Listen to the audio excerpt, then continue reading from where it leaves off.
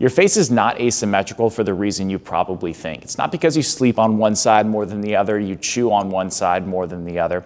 It's because of the structure of the cranial bones themselves and the position of a few key ones. I'm going to simplify this for you and help you understand exactly what's going on at the root cause of these facial asymmetries and talk about some common patterns that we see and what we can do about it. When I see an asymmetrical face, there's three key areas I'm going to be looking at. I'm going to be looking at the orientation of the ears, which one is more flared out and present than the other. I'm also going to be looking at which eye is higher or lower relative to the other one. And finally, the position of the jaw. Is it deviated to the left or to the right, relative to the position of this upper jawbone right here. This right here is your lower jaw or your mandible, and this right here is your upper jaw or your maxilla. Ideally, these things are stacked on top of each other. If they're not, then you might have a pretty serious issue. Right here is your sphenoid bone. This bone right here is extremely important, arguably one of the most important. It also sits directly behind your upper jaw, and it can directly influence the position of that upper jaw. This sphenoid bone has a massive influence on the visual presentation of your face.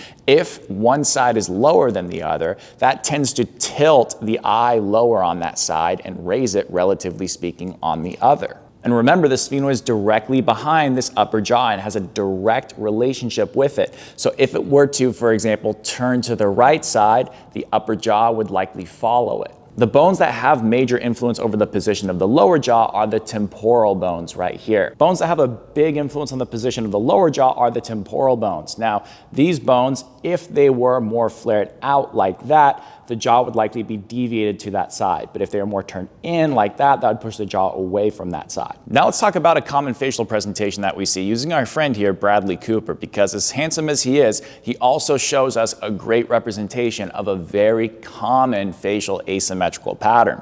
And that is, you see a lower eye on that side, a more flared out ear on that side, and a jaw that is slightly deviated to the side that has the lower eye and more flared out ear. It's almost as if his left face is just a little bit more scrunched together and more flared out within that ear. What tends to happen, because the sphenoid is directly behind that maxilla or upper jawbone, it tends to be rotated away from the side that's more scrunched. In this case, it would be the left side that's more scrunched together, lower left eye, and the jaw that's over to the left. So it tends to be turned right, but also lower on the left side.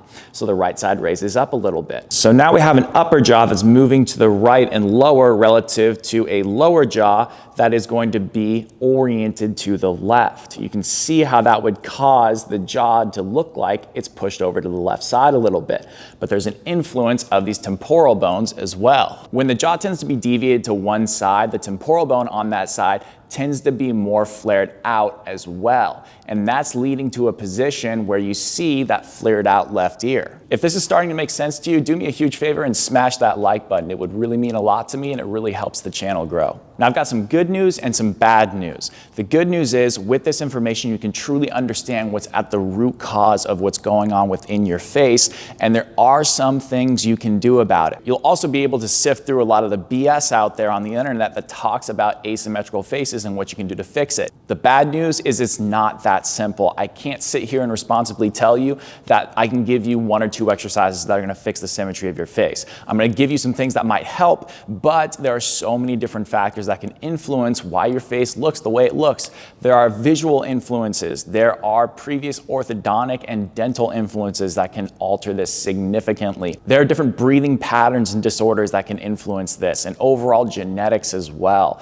There are just a lot of different factors, guys, and it would be irresponsible of me to tell you that you can fix this in just a snap with an exercise or two. But stay tuned in the future. This year, I'm going to be releasing a map alongside another organization that's going to have different practitioners spread across the United States to start, but then hopefully the rest of the world that will be qualified to work with people that want to improve this at its true root cause. One thing you can do to start to improve the symmetry of your face is to realign the position of your jaw. Let's say it is deviated over to the left side. if you're working with a qualified practitioner that can help you with this, one thing they may have you do is reposition your jaw, and there's a way that we can do that. And this is just for educational purposes only. I don't recommend you do this unless you're working with someone who knows what they're doing and is qualified to do so. What you would want to do is push your jaw to the right side, but using and recruiting a specific muscle, which is the lateral pterygoid muscle. This muscle is very important for getting a nice repositioning of the jaw. So take a couple of measures beforehand. Try to close your eyes and rotate your head to one side before you feel any resistance whatsoever,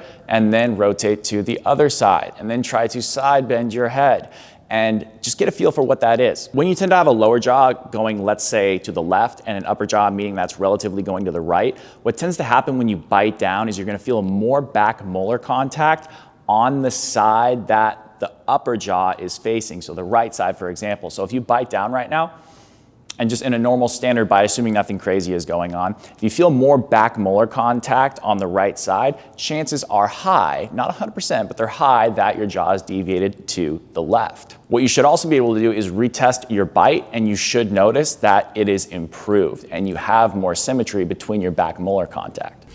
We're starting in the safest, most relaxed position you can do this in. And it's the best for beginners, but you could do this in a seated position or even standing if you really wanted to, but generally the more relaxed you are, the better.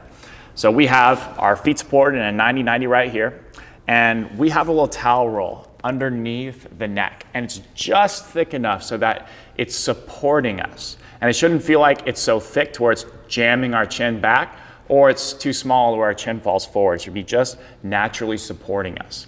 Now, there's a couple of different ways we can do this, but regardless, we're going to be pushing into our chin in some way, and we're going to be pushing our chin back against the resistance of our fingers for about a 2 out of 10 intensity. So it's an isometric contraction, and we're gonna hold these things for about 5 to 10 seconds.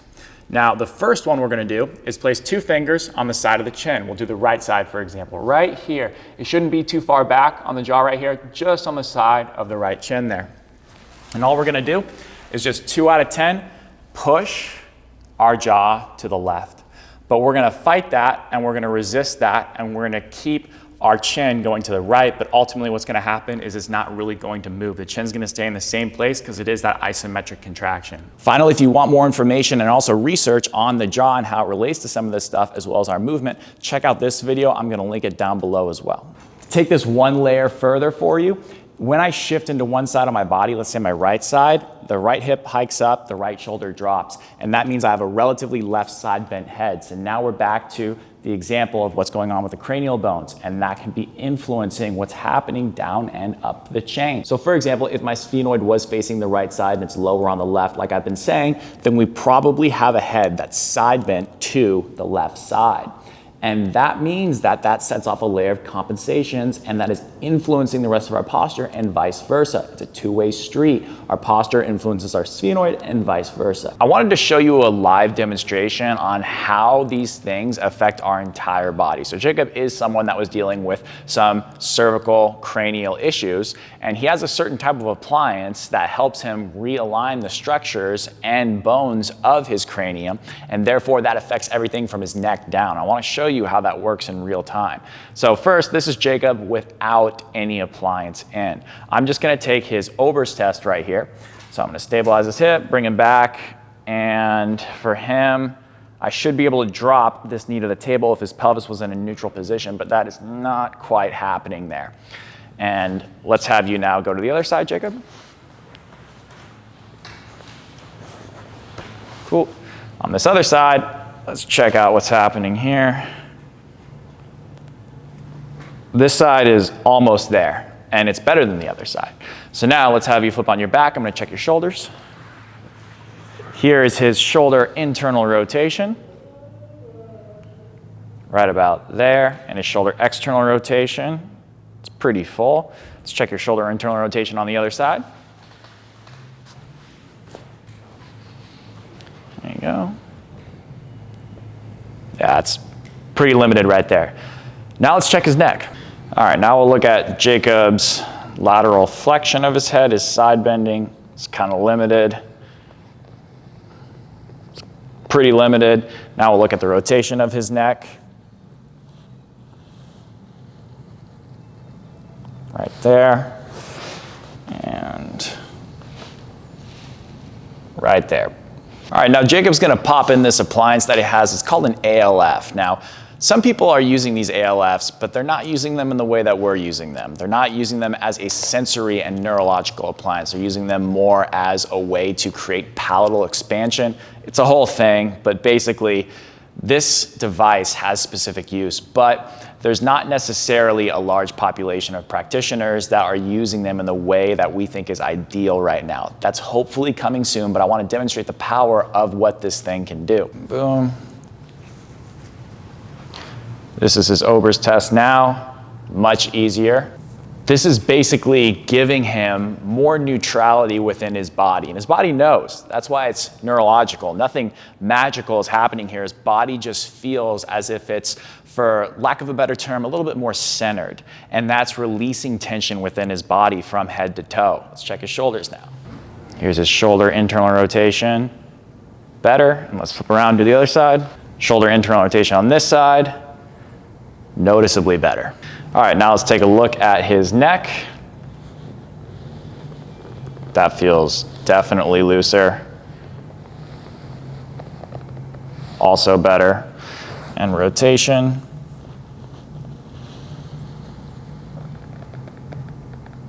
There.